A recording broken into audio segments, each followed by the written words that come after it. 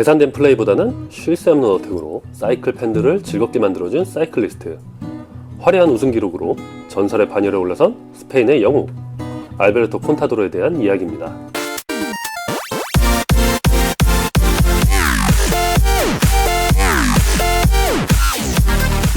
알베르토 콘타도르는 1982년 12월 스페인의 마드리드에서 네 형제 중 셋째로 태어났습니다. 어렸을 적부터 알베르토는 여러 운동 중에서 특히 자전거에 소질이 있었습니다.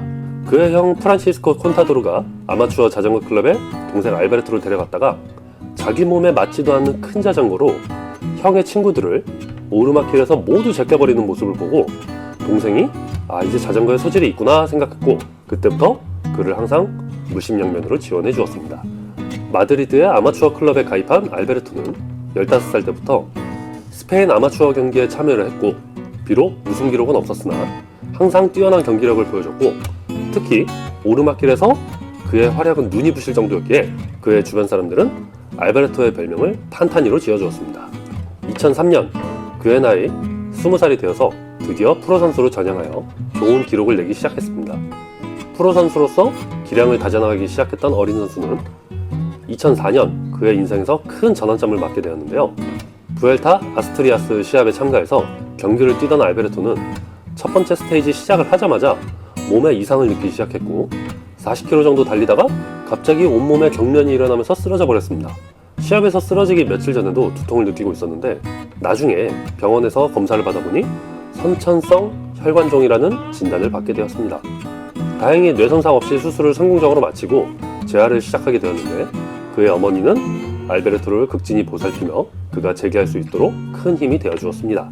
8개월간의 재활을 마치고 2005년 오스트리아의 투어 다운 언더에 참가한 알베르토는 그 시합의 5번째 스테이지에서 우승을 따내며 성공적으로 복귀했고 훗날 다시 선수로서 시작할 수 있다는 자신감을 얻게 해준 이 시합을 그의 인생과 커리어 전체에서 가장 값진 우승이라고 회고하게 되었습니다. 2006년 알베르토 콘타도르는 처음으로 참가하는 뚜르 드 프랑스를 준비하기 위해서 여러 시합을 뛰고 있었는데 당시 스페인을 떠들썩하게 만들었던 푸에르토 혈액 도핑 사건에 연루되어서 그의 팀 전체가 뚜르에 참가하지 못하게 되었습니다. 추후에 혐의가 없음으로 종결이 되었지만 팀 자체가 풍비박산나면서 콘타도르도 둥지를 잃게 되었고 결국 2007년 디스커버리 채널로 이적하고 나서야 다시 시합을 뛸 수가 있게 되었습니다.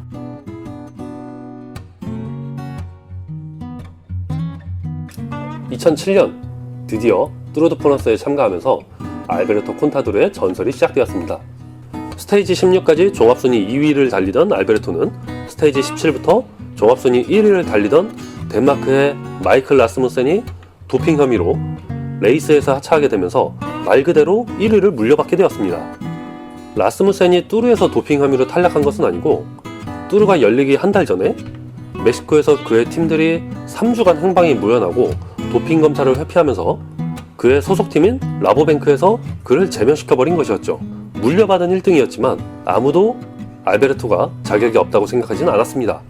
라스무센이 자격이 없다고 생각했던 것도 아니었고 그저 알베르토 콘타도르가 너무 잘 탔기 때문이었죠. 그렇게 알베르토는 그의 인생에서 처음으로 뚜르 드 프랑스 옐로 저지를 차지하게 되었습니다. 2008년에는 아스타나 팀으로 이적을 했는데 이상하게도 가는 팀마다 도핑 사건에 연루가 되어서 이번에도 뚜르 드 프랑스를 초청받지 못했습니다. 다른 시합을 뛰면서 시즌을 보내고 있었다가 5월 지로 디탈리아 시작 일주일 전에 아스타나 팀의 출전이 확정이 되면서 알베르토 콘타도르도 부랴부랴 이탈리아로 향하게 됩니다. 시합 일주일 전에 그는 스페인의 해변에서 휴식을 즐기고 있었다고 하는데요. 준비할 시간도 없었던 그는 지로 디탈리아에서 바로 출전하자마자 타임 트라이얼에서 2위에 좋은 성적을 거두게 되었고 스테이지 15에 가서는 핑크 저지를 획득하고 그 뒤로 쭉 종합 우승까지 거머쥐게 됩니다. 평소에도 항상 준비되어 있던 그런 선수였다는 뜻이겠죠? 2008년은 그가 기대했던 것보다 더 위대한 기록을 남길 수 있었던 해였습니다. 알베르토 콘타도르는 지로에 이어서 부엘타 아스파냐에도 참가를 했습니다. 물론 알베르토 콘타도르는 강력한 우승 후보로 거론되고 있었고 그해 뚜르에서 우승한 카를로스 사스트리에와 함께 경쟁하면서 재미있는 경기를 펼치다가 스테이지 13 앙르루에서 폭발적인 클라이밍으로 골드 저지를 탈환하고 레이스를 장악하게 되었습니다. 이후 14스테이지에서부터 쭉 경기를 이어가면서 부엘타 종합 우승을 거머쥐게 되었습니다. 이 승리로 인해 역사상 3대 그랜드 투어를 모두 달성한 사이클리스트, 그 중에서 5번째로 이름을 올리게 되었고, 한 해에 지로와 부엘타를 모두 달성한 3인 중 1명이 되었습니다.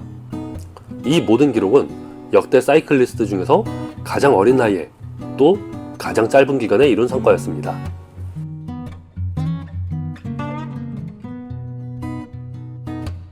알베르토 콘타도르가 2004년 경련을 일으키며 뇌혈관종 진단을 받았을 때 시리에 빠져있던 그에게 다시 일어설 수 있다는 재기의 희망을 준 사이클 선수가 바로 랜스 암스트롱이었습니다.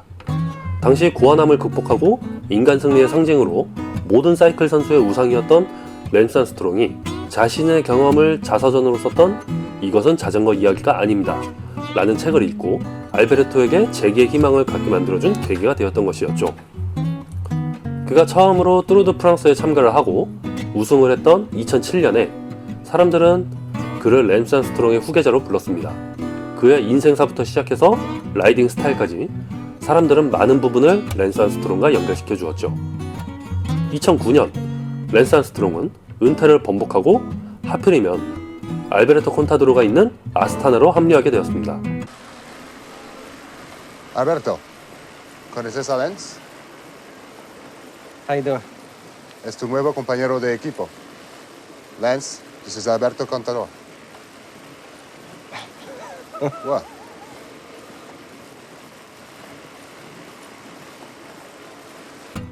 랜스 암스트롱의 합류는 알베르토와 충돌할 수밖에 없었고, 항상 자신이 팀의 리더라는 것을 주장해왔던 알베르토 콘타도르는 랜스의 서포트를 맡을 바에는 차라리 팀을 나가겠다고 했습니다.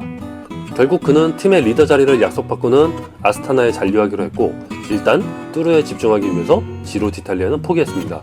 마침내 7월 26일 뚜르 드 프랑스에서 앤디 슐렉과 4분 11초, 랜스 암스트롱과 5분 24초 차이로 종합 우승을 차지하게 되며 그의 인생에서 두 번째로 뚜르 드 프랑스를 우승하게 되었습니다. 뚜르 드 프랑스가 끝나고 알베르토는 랜스는 훌륭한 라이더이고 뚜르도 참 잘하긴 했지만 개인적으로는 감흥도 없고 앞으로도 그럴 것입니다 라고 말했고, 랜스 암스트롱은 챔피언이란 얼마나 그의 동료와 라이벌을 존경하느냐로 판단된다 라고 말함으로써 또 한 번 충돌하기도 했죠. 알베르토 콘타도르가 승리에 대한 집착이 얼마나 강한 사람이었는지 알 수 있는 대목이기도 하고요. 그것보다도 랜스 암스트롱의 도핑 사실을 알고 크게 실망을 느껴서 그런 행동을 보였을 수도 있다고 생각이 됩니다. 그 다음 해인 2010년에도 알베르토 콘타도르는 뚜르 드 프랑스에서 우승을 하게 됩니다. 그 당시 강력한 우승 후보였던 삭소뱅크의 앤디 슐렉과 함께 많은 주목을 받았었는데, 스테이지 15의 어필에서 앤디 슐렉이 앞서 나가던 중에 갑자기 체인이 빠져서 당황을 하고 있었는데, 알베르토는 그 기회를 놓치지 않고 어택을 감행하였고 39초의 차이로 앤디 슐렉을 따돌려 옐로 저지를 탈환합니다. 이 사건으로 알베르토는 환호와 야유를 동시에 받았었는데, 그 당시 미디어와 팬들은 그의 행위를 비신사적인 행위라고 평가를 내렸습니다. 21일간의 대회가 끝나고 2위를 한 앤디 슐렉과의 기록 차이는 정확히 39초 차이였고, 앤디 슐렉으로서는 그 어필에서의 체인 이탈은 정말 통한의 실책이 되어버리고 말았습니다.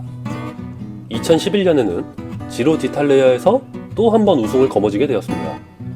알베르토 콘타도르의 어택은 멈출 줄 몰랐고 산악 구간에서 그의 클라이밍을 잡을 수 있는 선수는 아무도 없었습니다.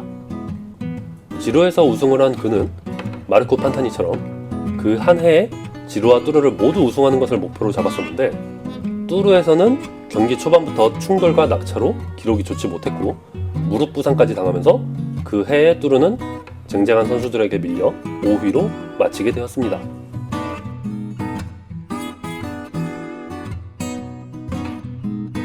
(2010년 9월) 앤디 슐렉을 제치고 뚜르 드 프랑스를 우승했던 알베르토는 뚜르 드 프랑스에서 진행했던 도핑 검사에서 금지 약물인 클렌부테롤이 검출되어서 엄청난 후폭풍을 몰고 오게 되었습니다. 지지부진한 결과를 끌고 오다가 2012년 2월 스포츠중재재판소가 내린 결정은 2010년 뚜르 드 프랑스의 우승은 박탈되고 2012년 8월까지 자격 정지, 그 사이 기간 동안 획득한 모든 우승과 상금, 포인트의 반환 결정이었습니다. 끝까지 억울함을 주장했던 알베르토는 담담히 그 결과를 받아들였지만 무죄를 입증하지 못하면 유죄로 판단해버렸던 스포츠 중재재판소의 결정에 많은 팬들과 선수들은 아쉬워하고 말았죠. 특히 2010년 뚜르드 프랑스에서 39초의 차이로 우승을 뺏겨버린 앤디 슐렉은 뚜르의 우승 성적을 물려받게 되었지만 그는 알베르토의 무죄를 믿으며 이러한 우승은 기뻐할 이유가 없다고 말했습니다. 2012년 자격정지가 풀린 후에 열렸던 부엘타 에스파냐에서 알베르토 콘타도르는 쉴 새 없이 어택을 선보이며 노력을 했지만 호아킨 로드리게즈에 막혀서 그의 기량을 마음껏 펼치지 못하다가 스테이지 17부터 엄청난 클라이밍으로 경쟁자들을 따라잡기 시작했고 결국 그는 인생에서 두 번째로 부엘타 에스파냐의 승리를 거머쥐게 되었습니다. 그 이후에도 2014년 부엘타 에스파냐 우승, 2015년 지로 디탈리아 우승으로 총 7번의 그랜드 투어 우승 기록을 갖게 된 그는 2017년 부엘타 에스파냐를 마지막으로 많은 팬들의 환호를 받으며 화려한 은퇴를 하게 되었습니다. 알베르토 콘타도르의 라이딩을 보면 정말 어필을 잘한다는 생각이 듭니다. 그랜드 투어에서 우승하는 선수들이 대부분 어필 천재인 클라이머들이고 콘타도르는 그 중에서도 빛을 발하는 선수였습니다. 랜스 암스트롱 이후로 사이클계의 전성기를 이끌었고 요즘 추세와 같이 잘 짜여진 타이밍의 전략적인 라이딩보다는 자신감 있는 쉴 새 없는 어택과 게임 전체의 흐름을 자신의 것으로 만들어버린 능력으로 팬들을 즐겁게 해주었던 알베르토 콘타도르는 현재까지도 수많은 사이클 팬들의 찬사를 받으며 활발한 활동을 이어나가고 있습니다.